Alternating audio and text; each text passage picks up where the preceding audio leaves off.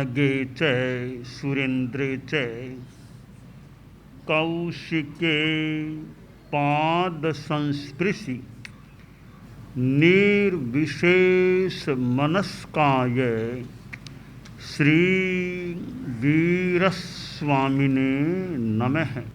आर्हत वाङ्मय में कहा गया है,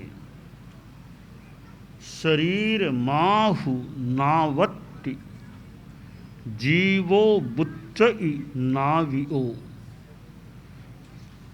संसारो अन्नवो बुत्तो जंग तरंति महेशिणो।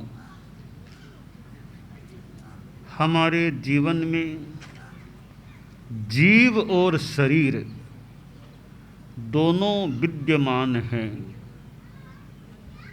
जीव रहित शरीर है तो भी जीवन नहीं, और शरीर रहित जीव है तो सांसारी अवस्था का जीवन नहीं होता है। तो जीव अलग है, शरीर अलग है। यह एक विचार रहा है कि जीव और शरीर एक है। तज्जीव तत्शरीरवाद, कि जो जीव है वह शरीर है, जो शरीर है वह जीव है। जीव और शरीर अलग अलग नहीं हैं, एक ही है। यह एक विचार मान्यता रही है। दूसरी मान्यता है अन्यत जीव अन्यत शरीर, कि जीव अलग है, शरीर अलग है। भेद विज्ञान, यानी साथ में तो हैं, शरीर और आत्मा साथ में तो हैं, परंतु दोनों का अस्तित्व अलग अलग है, पृथक पृथक है। जीव अलग है और शरीर अलग है। आत्मा भिन्न, शरीर भिन्न है। एक नहीं संजोना है, मिट्टी से मिला जुला पर आखिर सोना सोना। कि आत्मा भिन्न है, शरीर भिन्न है, एक मत मानिए। जैसे स्वर्ण है, गोल्ड है, मिट्टी से मिला हुआ है, परंतु आखिर गोल्ड गोल्ड है और मिट्टी मिट्टी है। मिट्टी अलग है, गोल्ड स्वर्ण अलग है। तो यह अन्यत जीव अन्यत शरीरवाद है। तज्जीव तत्शरीरवाद संभवतः नास्तिक विचारधारा का सिद्धांत है, और अन्यत जीव अन्यत शरीरवाद संभवतः आस्तिक विचारधारा का सिद्धांत है। रायपसेणियम जो एक आगम है, 32 आगमों में उपांगों में एक रायपसेणियम राजप्रश्नीय आगम है।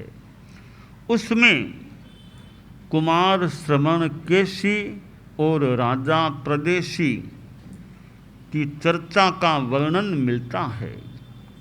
राजा प्रदेशी तज्जीव तत्शरीरवाद को मानने वाला था, तो कुमार श्रवण केशी अन्यत जीव अन्यत शरीरवाद के मानने वाले थे। दोनों में परस्पर चर्चा हुई थी, और उस चर्चा में आखिर राजा प्रदेशी कुमार श्रवण केशी की बात से सहमत हो गए थे और धर्म को स्वीकार कर लिया था। अन्यत जीव अन्यत शरीरवाद को मानो मानने वाले बन गए थे। तो शरीर और आत्मा अलग अलग हैं। शास्त्र में कहा गया है कि शरीर को नौका कहा गया है। शरीर एक नौका है और यह जीव नाविक है। यह संसार जन्म मरण की परंपरा अर्णव है, सागर समुद्र है। और महर्षि लोग इस सागर को इस शरीर रूपी नौका से तर जाते हैं, संसार समुद्र से पार हो जाते हैं। यानी यह जो हमारा जीवन है, मनुष्य जीवन है, यह एक नौका के रूप में हमारे काम आ सकता है। यह शरीर नौका के रूप में काम आ सकता है। कब? हम इस शरीर से धर्म की साधना करें, तप और संयम, संयम और तप से अपने आप को भावित करें, तो यह जो शरीर है, यह हमारा जीवन है, यह इस भव सागर से पार कराने में एक नौका की भूमिका अदा कर सकता है। अब यह जो शरीर है, इसमें कई बार बीमारी भी आ सकती है, बुढ़ापा भी आ सकता है, इंद्रियों की शक्ति कम हो सकती है। तो यह जो संसार सागर को तरने का कार्य है, ऐसे तो संभवतः हर जब भी समझ आ जाए, हर अवस्था में आदमी प्रयास कर सकता है, परंतु शरीर की सक्षमता रहे तब तक ज़्यादा इस पर साधना पर, आराधना पर ध्यान दे लेना चाहिए। शास्त्र में कहा गया है, जरा जाव न पीले ई, वाही जाव न बढ़ई, जा विंदियान हायंती ताव धम्मम समायरे। कि धर्म की साधना शरीर से करनी है तो यह नौका है वो ठीक रहनी चाहिए, नौका सक्षम रहनी चाहिए, तो हम ज़्यादा अच्छा काम ऐसे कर सकते हैं। बाकी तो बुढ़ापे में भी, बीमारी में भी आदमी अपने ढंग से धर्म कर सकता है संभवतः, परंतु अब सेवा करना है, दूसरों के कल्याण का कार्य करना है, साधुओं को बिहार यात्रा करना है और कार्य करना है, तो शरीर की सक्षमता भी जरूरी है। शरीर बल, काय बल के बिना कई कार्य नहीं हो सकते। मनोबल कितना ही है, मनोबल भी बहुत काम का, मनोबल है वो तो बहुत बढ़िया बात है। तो शरीर बिल्कुल अक्षम है तो कोरे मनोबल से तो क्या काम होगा। पैर में समस्या हो गई, पैरों से चल नहीं पाता, तो मनोबल तो है मान लो, पर पैर बिल्कुल काम नहीं करते तो 15 किलोमीटर का बिहार कैसे होगा, 10-12 का भी बिहार कैसे होगा। तो शरीर की सक्षमता अपेक्षित है। अब दूसरों की सेवा करना है, खुद ही बीमार है, अक्षम है, तो दूसरों की क्या सेवा, दूसरों से सेवा न ले तो भी बहुत है, क्या करेगा। इसलिए जब तक बुढ़ापा पीड़ित करने न लगे, यों हम मान लें 70 वर्ष आ जाने के बाद बुढ़ापे का प्रारंभ, यों आगम में तो 60 वर्ष, 60 वर्ष का 60 वर्ष आ गए तो आदमी स्थविर हो गया। तो स्थविरत्व, वार्धक्य संभवतः आगम की भाषा में हम देखें तो 60 वर्ष का आदमी स्थविर हो जाता है। कुंजरे 60 हायणे, 60 वर्ष का हाथी। तो यूँ 60 वर्ष आ गए हैं, उसके बाद में अब शरीर में कुछ कठिनाइयाँ भी हो सकती है, और यूँ 70 वर्ष तक भी आदमी काम करता रह सकता है और आगे भी कई अच्छे सक्रिय रह सकते हैं। शरीर की कुछ अलग अलग स्थितियां हैं, कोई 50-55 में ही कुछ अक्षम हो जाए कि पैरों से चलना मुश्किल हो गया, 5 किलोमीटर भी कि पैरों से चल नहीं पाता मैं, तो और भी कमजोरी आ जाए। तो जब तक बुढ़ापा पीड़ित न करे तब तक आदमी को धर्म की अच्छी साधना कर लेनी चाहिए, सेवा करना वो अच्छी कर लेनी चाहिए। दूसरी बात कि बुढ़ापा तो मान लो आया ही नहीं, परंतु व्याधि लग जाए तो 50 वर्ष में कोई बीमारी लग जाए तो भी कठिनाई हो सकती है। तो शास्त्रकार ने मानो आगाह किया है हमें कि वाही जाव न बढ़ई, जब तक व्याधि शरीर में न बढ़े, बीमारियां हावी न हो जाएं, तब तक खूब धर्म का समाचरण कर लो। तीसरी बात है कि और तो मान लो न बुढ़ापा पीड़ित करता न व्याधियाँ विशेष बढ़ी है, परंतु इंद्रिय शक्ति क्षीण हो जाए तो आँखों से दिखना बंद हो गया, कानों से सुन नहीं पाता, तो इंद्रियां क्षीण कमज़ोर, बल कमज़ोर पड़ जाए तो भी कठिनाई है। दिखे नहीं तो आदमी कितना क्या काम करे। तो इंद्रियां जब तक सक्षम हैं, जब तक इंद्रियां हीन बलहीन न बने, तब तक जो धर्म करना हो सो कर लो। तो बुढ़ापा पीड़ित न करने लगे और शरीर में व्याधि न बढ़े और इंद्रियां हीन न हों, ताव धम्मम समायरे, तब तक धर्म का समाचरण जो करना हो सो कर लो। इसमें भी खास एक सेवा कार्य है कि सेवा जो करना हो, हमारे संत लोग चारित्रात्माएं की सेवा करना है, बूढ़ों की बीमार, तो सेवा करना है तो स्वयं सक्षम हो तब तक तो कर सको तो कर लो। बाद में का भरोसा नहीं है, कहीं कोई शरीर में कठिनाई पैदा हो जाए, तो जब तक शरीर सक्षम है तब तक करना हो सो कर लो। कोई यात्रा विहार करना तो जब तक शरीर सक्षम है तब तक वो हो सके तो कर लो। बाद में पता नहीं है, उम्र ज़्यादा आने के बाद दूर की यात्रा हो सके या न हो सके, इसलिए शरीर की सक्षमता बहुत अपेक्षित है। हमारे संत लोग हैं, अब शरीर सक्षम चाहिए। चेहरा ज़्यादा सुंदर नहीं भी है, कोई खास बात नहीं है, चेहरा इतनी खास बात नहीं, शरीर सक्षम रहना चाहिए। चेहरा फूटरा बहुत है, वो शरीर अक्षम हो जाए तो क्या, चेहरा फूटरा कितना क्या काम आएगा। तो चेहरा सुंदर है कि नहीं, ज़्यादा सुंदर नहीं भी हो चलेगा, पर शरीर की निरोगता रहनी चाहिए, शरीर की सक्षमता रहनी चाहिए।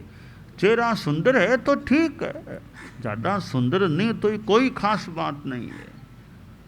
चेहरा कैसा ही हो, बहुत बढ़िया भले न हो, शरीर पुष्ट रहना चाहिए, हृष्ट पुष्ट मजबूत रहना चाहिए, निरोग रहना चाहिए। तो काम तो शरीर से करना है, चेहरे से काम करना है। काम ज़्यादा शरीर से, हाथ पाँव से, शरीर से करना है। तो फिर चेहरा कम सुंदर है तो भी कोई खास बात नहीं, ज़्यादा सुंदरता की इच्छा नहीं रखनी चाहिए कि मेरा चेहरा सुंदर हो, चेहरा सुंदर हो। तो हाथ पाँव ये हमारे सक्षम हैं, तो भी और नौकरों की ज़्यादा क्या ज़रूरत है। हमारे संत लोग हैं भी, हाथ पाँव हमारे मजबूत हैं, ये 4 नौकर हमारे पास हैं, 2 हाथ 2 पाँव, चारों हमारे नौकरी हैं। इनका उपयोग करो अच्छी तरह, काम करो हाथों से और पाँवों से, चलो इधर उधर जहाँ काम करना हो जाओ, हाथों से काम करो, गोचरी करो, पानी करो और कोई काम करो। तो 2 हाथ 2 पाँव ये 4 नौकर हमें मिले हुए हैं, ये हमारे सक्षम रहें, ये मजबूत रहें, इनको काम जितना उचित हो लेते रहें और नौकरों पर जितना कम अवलंबित हो। आदमी दूसरों पर जितना कम अवलंबित बने उतना ठीक है। संस्कृत में तो कहा गया है, सर्वम परवशम दुखम सर्वमात्म वशम सुखम, कि परवश होना ये दुख है, स्वयवश स्वावलंबी रहना ये सुख है। तो आदमी को मनोभावना यह रखनी चाहिए जो उचित है, उसके अनुसार जितना काम खुद कर सकता हूँ उस काम को दूसरों से कराने की भावना क्यों रखूं कि दूसरे मेरे नौकर चाकर काम करते रहें। नौकर चाकर ठीक है, वैसी कोई परिस्थिति है तो नौकर चाकर भी मान लो, दूसरे भी काम कर दें। वैसी कोई स्थिति नहीं है तो खुद हाथ हिलाओ, काम करो। पानी पीना है, पानी जाके पी लो खुद। वहाँ पास में पड़ा है पानी, मटकी में, घड़े में, तो उठ करके पानी पी लो अपना। क्यों अपेक्षा रखो कि दूसरे आए मुझे पिलाएं, दूसरे पिलाएं। अरे तुम्हारे पाँव सक्षम है, हाथ सक्षम है, फिर तुम, हमारे संत लोग बैठे हैं, ये पानी पीना खुद जाकर के पी लो। मटकी पड़ी है, प्याला पड़ा है, निकालो और पी लो। तुम कोई पिला दे तो ठीक है, मन में प्रवस्था क्यों रखें कि दूसरे पिलाएंगे तो पिएंगे, खुद तो कैसे। खुद के उठने में क्या दिक्कत है भाई, उठो, थोड़ा घूमना हो जाए तुम्हारा, थोड़ा घूमना भी हो जाएगा। पानी खुद पी लो, अपना काम अपने हाथ से कर लो, दूसरों पर लोड कम पड़ेगा, तुम्हारे पैरों को थोड़ा घूमने का मौका मिल जाएगा, हाथ को थोड़ा काम का मौका मिलेगा, खुद का काम खुद के द्वारा हो गया। तो वो एक बादशाह का बेटा कोई चला गया बाहर जंगल में, प्यास लग गई तो क्या पानी पीना है। इधर उधर देखा तो थोड़ी दूरी पर कोई कुआं दिखाई दिया, कुएं पर गया, वहाँ वो डोल थी, रस्सी थी, पानी भी था कुएं में। पर मन में आया, रे मैं तो बादशाह का बेटा, खुद के हाथ से थोड़ा ही काम करूँगा, ये काम तो नौकर करते हैं, कि कोई दूसरा आएगा तो उससे काम कराऊंगा, मैं खुद पानी नहीं निकालूंगा। वहाँ बैठ गया। साहजादा था, बादशाह का बेटा। इतने में दूसरा कोई युवक उधर निकला भी, रे पानी पानी का, भैया आओ पानी पी लो है। वो आया तो कहा भैया पानी निकाल लो, तुम भी पी लेना और मुझे भी पिला देना। साहजादा बोला। तो उसने कहा सा आपने पानी अब तक क्यों नहीं निकाला। सा मैं तो साहजादा हूँ, बादशाह का बेटा। तो वह बोला सा मैं भी नवाब का बेटा हूँ, मैं भी नवाबजादा हूँ, मैं भी पानी खुद नहीं निकालता, नौकर काम करते हैं, तुम भी बैठ जाओ। फिर कोई तीसरा आ गया, वही प्यास की बात थी, पानी सा कि हमने तो नहीं निकाला, क्यों नहीं। साहजादा है नवाबजा। वो बोला मैं अमीर का बेटा, मैं अमीरजादा हूँ, धनवान का बेटा, मैं भी क्यों हाथ से निकालूंगा। वही बैठ गया कि और कोई आएगा तो निकलवाएंगे। इतने में एक और लड़का दौड़ता दौड़ता, पानी है क्या। हाँ पानी है, आओ। बोले भाई पानी निकालो, हमको भी तीनों को पिलाओ, तुम भी पी लेना। आप कौन है। पहला बोला मैं साहजादा, दूसरा बोला मैं नवाबजादा, तीसरा बोला मैं अमीरजादा, इसलिए हम पानी नहीं निकालते, हम तो बड़े लोग हैं, दूसरे काम नौकर करते हैं, हम थोड़े पानी निकाल लेंगे। अच्छा यह बात है, शाहजादा, अच्छा नवाबजादा, अमीरजादा। उसने वो डोल के रस्सी लगा के पानी निकाला, खूब पानी पिया, बचा हुआ पानी धरती पर गिरा दिया, माँ धरती को पिला दिया मानो। वे बोले रे हमें पिलाओ, हमें भी पिलाओ ना, हमें पिलाओ। सा आपको मैं क्यों पिलाऊं। सा हम देखो बड़े घरों के लोग हैं। अच्छा बड़े घरों के लोग अपना काम खुद नहीं करते हो, आप शाहजादा, आप नवाबजादा और आप अमीरजादा, मैं हूँ हरामजादा। मैं खुद का काम तो करता हूँ, दूसरों का नहीं करता हूँ, ऐसे में हरामजादा हूँ। कि आप लोग इतने अहंकार में हो। हाँ हम सेवा कर सकते हैं, पर आपके अहंकार को पोषण देने का काम मैं नहीं करना चाहता। क्यों, क्या बात हुई। आप बड़े आदमी हैं, पर जंगल का मामला था तो आप थोड़ा सा काम खुद नहीं कर सके। इतनी आप में क्यों ये आ गई मन में कि हम तो बड़े बड़े लोग हैं, खुद काम थोड़ी करेंगे। तो आप जो बड़े बड़े लोग हैं, आप अपनी जगह बड़े हैं, हम भी मानते हैं, पर मौके पर आदमी खुद काम नहीं कर सके, वो क्या बड़ा हुआ। तो मैं हरामजादा हूँ, खुद का काम करता हूँ, औरों का काम। ऐसे अहंकारियों का मैं अहंकार पोषण करना नहीं चाहता। आचार्य श्री महाप्रज्ञ जी से मैंने यह कहानी और से भी सुनी थी, उनके मुखारबिंद से भी यह बात मैंने सुनी थी। तो ये हाथ पांव हमारे हैं, हमारे संत लोग बैठे हैं, हमारे कई युवा संत और हैं, ये तो भी अपने हाथ पांव सक्षम रहें, दूसरे से काम कराने की वो पर निर्भरता अनावश्यक नहीं रहे कि खुद का काम खुद करें, और जो अक्षम या सेवा सापेक्ष हैं उनकी भी सेवा करें।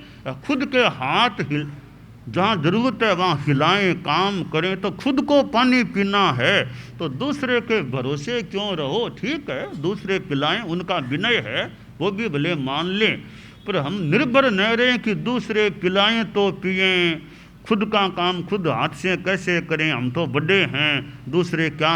अरे काम करने से कोई छोटा थोड़ा ही। कोई सिद्धांत होगा कि बड़े लोग अपना काम नहीं करते। एक सिद्धांत मैं यह भी मानता हूँ, काम करने से कोई छोटा नहीं होता है, कार्य करने से कोई छोटा नहीं होता। काम करने वाला अच्छा है, यानी काम करने से कोई छोटा नहीं बन जाता। काम का क्या छोटा और क्या बड़ा, ठीक है, एक व्यावहारिक भले व्यवस्थाएं होगी, यह काम बड़ों का, यह काम छोटों का, पर मौका आए तो कोई भी काम सामने पड़ा है वो करने में क्या संकोच है। सामान्य व्यवस्थाएं हैं भी, अमुक काम अमुक का, अमुक काम अमुक का सामान्य, अमुक बड़े गोचरी करेंगे, वो पानी लाएंगे, वो जगह साफ, एक सामान्य व्यवस्था मान लें व्यवहार में, ठीक है, पर मौका आ जाए तो ये सब भेद रेखाएं समाप्त करके जो भी काम करने का लगे वो काम करो। जगह साफ करना तो वो काम भी करो। और तो क्या, बड़े हो तो मौका ऐसा ही आ गया, किसी का टट्टी साफ करना वो भी कर दो, कोई संकोच की बात नहीं। हाथ हमारे हाथ मजबूत है तो काम करते रहें, जहाँ जरूरत है काम करें। तो कोई बीमार साधु है, हम भले कोई बड़ा भी है, पर अब और कोई मौका नहीं, दूसरे आसपास हैं कि नहीं, जरूरत है तो दूसरों का टट्टी साफ करना वो भी काम आदमी कर ले, कोई बुरी बात नहीं। सेवा करना है हमको, तो अज्ञान भाव से सेवा करना। कोई बीमार हो गया, दस्तें लग रही है, उल्टियाँ हो रही है, तो उसकी उल्टी भी साफ करो, उसकी दस्तें भी साफ करो, सेवा करो, काम करो। यह संतों को हमारी ओर से यह संदेश है, शिक्षा है चारित्रात्माओं को कि मौका आए तो कोई भी हम जो काम कर सकते हैं, बस हमारा शरीर सक्षम रहे, हाथ पांव और शरीर सारा स्वस्थ रहे, निरोग रहे, हम दूसरों की यथा औचित्य सेवा करते रहें। यह हमारे में भावना, हमारे संतों में, चारित्रात्माओं में यह भावना रहनी चाहिए। दानान शिठम अभयपयाणम सच्चे सुयाण वज्जं वयंती तवेशु या उत्तम बंभचेरम लोगुत्तमे समणेनाय पुत्ते।